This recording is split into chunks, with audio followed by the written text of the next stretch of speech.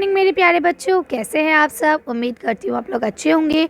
आज आपकी worksheet number 3 आई है। पहले आप लोग इसे अच्छे से लेबल कर लेंगे, डेट डाल देंगे, सब्जेक्ट, क्लास, अपना नाम, अपने टीचर का नाम आप लोग लिख लेंगे। आज फिर हम लोग सूक्ष्मजीव के बारे में पढ़ेंगे। तो चलिए पढ़ना शुरू करते हैं। वर्कशीट आपकी इंग्लिश मीडियम में भी है, वो भी मैंने अपलोड कर दी है, अगर आप लेना चाहें तो ले सकते हैं। चलिए पढ़ते हैं। ठीक है, तो अब यहाँ क्या लिखा है, आज पिंकी का जन्मदिन है। क्या है, पिंकी का जन्मदिन है। हर जन्मदिन पर उसके दादाजी उसके लिए बाजार से उसके मनपसंद छोले भटूरे लेकर आते हैं, लेकिन इस बार कोरोना की वजह से उन्होंने मना कर दिया।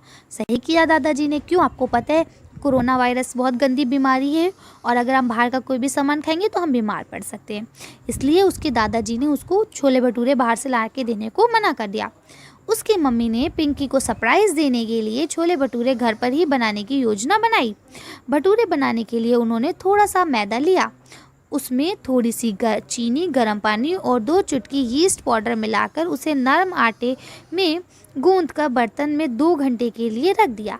यानी उसकी मम्मी ने क्या करा, उसकी रेसिपी बनाई, मैदा, पानी, चीनी सब कुछ डाल के उसे अच्छे से डो बना लिया। इस तरह से देखिए ये गूंद के रख लिया और उसे गूंदने के बाद 2 घंटे के लिए रखा। जब रखा था तब इतना छोटा सा था और जब थोड़ी देर बाद 2 घंटे बाद जब उन्होंने देखा तो इस तरह से इतना बड़ा हो चुका था। क्यों हो चुका था, क्योंकि वो फूल गया था। चलिए आगे पढ़ते हैं। ठीक, जब 2 घंटे बाद देखा तो क्या लिखा है, कुछ घंटे बाद जब पिंकी ने देखा कि वह आटा फूल गया है जिसमें मम्मी ने भटूरे बनाए थे। ठीक है, यानी उससे पिंकी ने क्या देखा कि वो जो आटा जिससे मम्मी भटूरे बनाने जा रही हैं वो बहुत ज़्यादा फूल चुका है। जब मम्मी ने रखा था तब छोटा था। अब उसने क्या करा, देखा फूल गया है। पिंकी बहुत खुश थी क्योंकि अब उसे उसकी मनपसंद खाने की चीज़ मिल गई थी। यानी अब उसे घर पे ही मिल गए थे छोले भटूरे। यहाँ पर आटा इसलिए फूल गया क्योंकि उस आटे में मौजूद यीस्ट, जो कि एक सूक्ष्मजीवी है, ने तेज़ी से जनन करके श्वसन के दौरान कार्बन डाइऑक्साइड गैस छोड़ी और गैस के बुलबुलों ने आटे में फंसकर उसे फुला दिया। ठीक, तो अब क्या हुआ, यीस्ट एक आटे के लिए केमिकल होता है, वो डाला गया उसमें। जब यीस्ट डाला गया तो उसके अंदर माइक्रो ऑर्गेनिज्म होते हैं छोटे छोटे, तो माइक्रोब्स जो थे उन्होंने क्या काम करा, वो फैल गए, कार्बन डाइऑक्साइड छोड़ा और उसके बाद उन्होंने उस आटे को फुला दिया।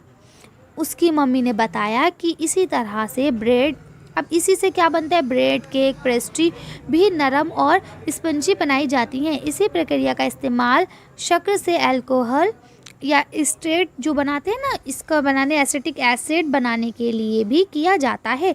यानी अल्कोहल यानी शराब बनाने के लिए भी इसका इस्तेमाल किया जाता है।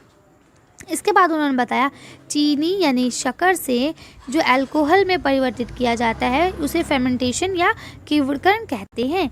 इस प्रक्रिया की खोज सबसे पहले लुई पाश्चर ने 1857 में की थी। ठीक है, तो अब इस तरह से आपने ये सब देख लिया। चलिए अब इसके क्वेश्चन आंसर देख लेते हैं। यहाँ लिखा है स्वयं को जानिए, जांचिए कि आपने कितना समझा। तो पहला क्वेश्चन आपका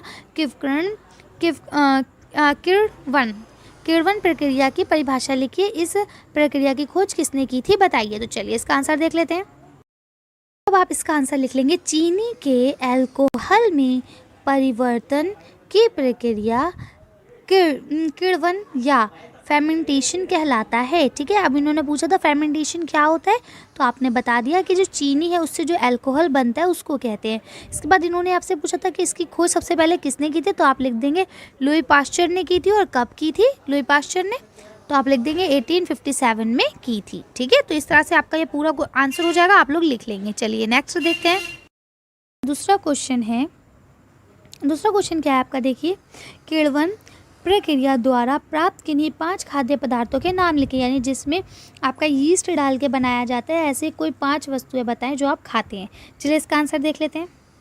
अब आप इसका आंसर लिख लेंगे। देखिए इन्होंने पूछा कौन से 5 चीज़ें बनाई जाती हैं, तो आप लिख लेंगे भटूरे, ब्रेड, केक, पेस्ट्री और इसके अलावा तंदूरी रोटी, इसके अलावा दही, बहुत सारी चीज़ें हैं जो बैक्टीरिया के द्वारा बनाई जाती है। तो आप ये सारी चीज़ें लिख सकते हैं। क्योंकि इन्होंने 5 पूछी हैं तो आप यही 5 लिख लेंगे तो बेहतर रहेगा। या अपनी मम्मी से भी आप पूछ सकते हैं कि मम्मा बताइए और कौन कौन सी चीज़ें बनती है, तो वो भी आपकी हेल्प करेंगी। चलिए नेक्स्ट क्वेश्चन देखते हैं। अब आपका नेक्स्ट क्वेश्चन है यहाँ पे, कौन सा समूहजीव की विकर्ण की प्रक्रिया में सहायक है। यानी इसमें कौन सा सूक्ष्मजीव की लगता है। ठीक है, देखते हैं कौन सा इसमें हमें मिलता है सूक्ष्मजीव। इसका आंसर देख लेते हैं।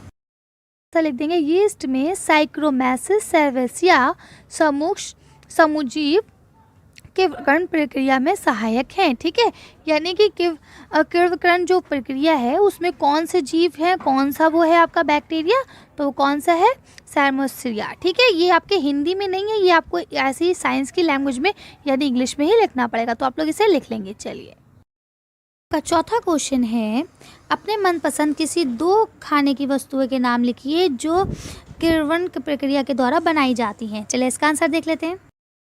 तो इसका आंसर आप लिखेंगे केक, पेस्ट्री। ठीक है, यही आपको इंग्लिश में भी मैंने लिख दिया केक, पेस्ट्री। ठीक, तो दोनों आप लोग लिख लेंगे। यही मेरी तो फेवरेट चीज़ है, यही दोनों है, केक और पेस्ट्री। अगर आपको और कोई चीज़ पसंद है तो आप वो भी लिख सकते हैं। चलिए नेक्स्ट क्वेश्चन देखते हैं। 5वां क्वेश्चन है, ऊपर दी गई गतिविधि में आटा क्यों फूल गया, कारण बताइए। चलिए इसका आंसर देख लेते हैं। आंसर लिख लेंगे कि ये आटा इसलिए फूल गया क्योंकि उस आटे में मौजूद यीस्ट, जो कि एक सूक्ष्मजीवी है, ने तेज़ी से जनन करके श्वसन के दौरान कार्बन डाइऑक्साइड गैस छोड़ी और गैस के बुलबुलों ने आटे में फंसकर उसे फुला दिया। ठीक, तो आटे का डो जो था, जो गूंदा हुआ आटा था, वो कैसे मोटा हो गया, कैसे वो फूल गया था, तो उसके लिए बताया उन्होंने कि जो यीस्ट जार डाला था उसके अंदर से नन्हे नन्हे नन्हे नन्हे एक तरह से कीड़े निकले, आप ये समझ लीजिए, जिससे हम क्या कहते हैं, आपके बैक्टीरियाज नन्हे नन्हे जो में दिखते नहीं है वो निकले। उन्होंने क्या काम करा, कार्बन डाइऑक्साइड छोड़ी, जिसके बाद वो उसके अंदर घुसते गए और वो धीरे धीरे धीरे धीरे धीरे धीरे बड़ा होता गया। ठीक, तो इस तरह से आप इसका आंसर लिख लेंगे। तो आज की वर्कशीट में बस इतना ही। अगर आपको हमारी वीडियो पसंद आई हो तो प्लीज़ इसे लाइक और शेयर करें। अगर अभी तक आपने हमारे चैनल को सब्सक्राइब नहीं करा तो प्लीज़ हमारे चैनल को सब्सक्राइब करें। Thank you for watching.